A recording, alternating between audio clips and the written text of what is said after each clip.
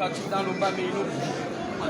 Je voudrais alors profiter de la tribune qui m'est offerte, souhaiter à toutes et à tous une très chaleureuse bienvenue dans la ville de Bokito, cette terre du Bas-Méino choisie pour servir le taureau de renouvellement de la conscience, placé sur le renouveau incarné par le camarade, le grand camarade candidat Paul Biya, président de la République et chef de l'État.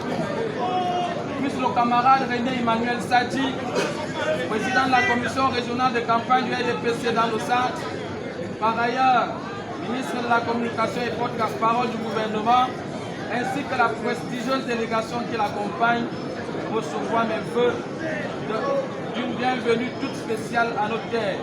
Je protège, j'allais dire, monsieur le ministre. Mesdames et messieurs, chacune et chacun de nous ici présents sait que la campagne électorale en vue de la prochaine élection présidentielle bat son plein et est rendue à sa dernière ligne droite dans une vitesse de croisière impressionnante. C'est dans ce cadre que se situe la présente visite de travail qu'effectue dans le Bas-Méino et surtout à Bokito, le président de la commission régionale de campagne du RDPC dans le centre. En ma qualité de porte-étendard de la jeunesse du RDPC ici, je voudrais assurer le président candidat Paul Biya de la participation massive de la jeunesse bamoise et de son vote encore plus massif en faveur du RDPC. Mesdames et messieurs, c'est un truisme de dire que l'élection présidentielle à venir est au cœur des grands enjeux, notamment pour la jeunesse du Cameroun dans son ensemble. Aussi, vais-je vous rassurer de la pleine conscience de la jeunesse du Bas-Méino qui n'aura pas droit à l'erreur. Capitale pour l'avenir de notre pays, cette élection devra être un moment fort de l'expression de la femme militante de la jeunesse du BAM qui a toujours plébiscité le RDPC et son leader, c'est nommé le camarade Paul Biya, président national du RDPC, président de la République et chef de l'État. Non seulement la jeunesse bamoise va voter en faveur du candidat Paul Biya, mais aussi et surtout, elle veillera à contrôler le vote afin qu'aucune voix ne nous échappe pour s'éparpiller. Grandeur et espérance, c'est en ces termes que se libelle le slogan retenu pour la campagne présidentielle de cette année. En y réfléchissant un peu, on conclut que ce slogan parle à la jeunesse bamoise, à la jeunesse du Bas-Méino en particulier. Nous devons tous unis comme un seul homme et en regardant dans la même direction, garder espoir en des lendemains meilleurs et œuvrer à la grandeur de notre cher et beau pays, le Cameroun. C'est d'ailleurs ce que Martin Luther King déclarait en son temps. Lui disait, je le cite, aucune nation n'est grande. Les grandes nations sont l'œuvre de leurs citoyens. Mesdames et messieurs, étant assises sur le socle d'une confiance inébranlable, notre fidélité a trouvé de nouvelles pour son rayonnement dans les secrets du désormais discours de ma voix. Ici, en bon guide soucieux du devenir de ses enfants, le candidat président Paul Biya a eu ces mots pleins de sens et de signification en disant « Mon objectif, mes chers compatriotes, est que chaque jeune, où qu'il soit, puisse disposer d'opportunités lui permettant de trouver aisément un emploi ou de devenir un entrepreneur.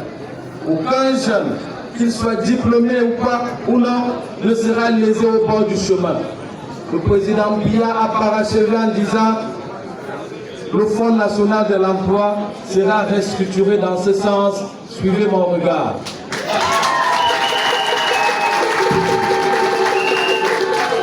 Pleinement conscient de la situation de la jeunesse camerounaise dans son ensemble et celle de Bas-Méino en particulier, le président candidat Paul Biya dans son message de Marois prescrit de la patience, emboîtant ainsi le pas à son défunt homologue sud-africain Nelson Mandela de regretter Momoa qui disait, je le cite encore, les deux guerriers les plus puissants sont le temps et la patience.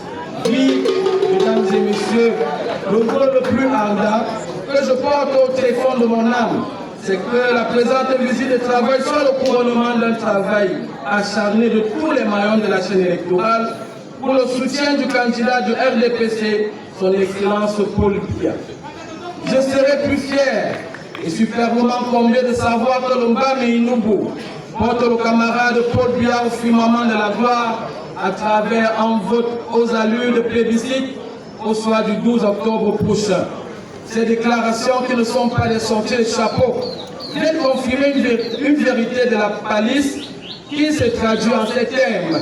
L'Ombame Inubu n'a jamais failli. L'Ombame Inubu n'a jamais trahi.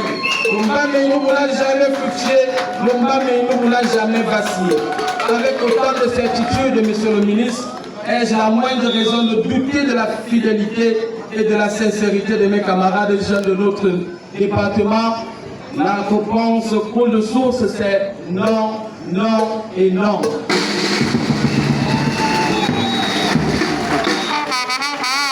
En me permettant de vaticiner un tout petit peu autour de l'élection présidentielle à venir, je vois aisément le candidat Paul Biya laminer. Ses adversaires avaient un score d'environ 99,99%.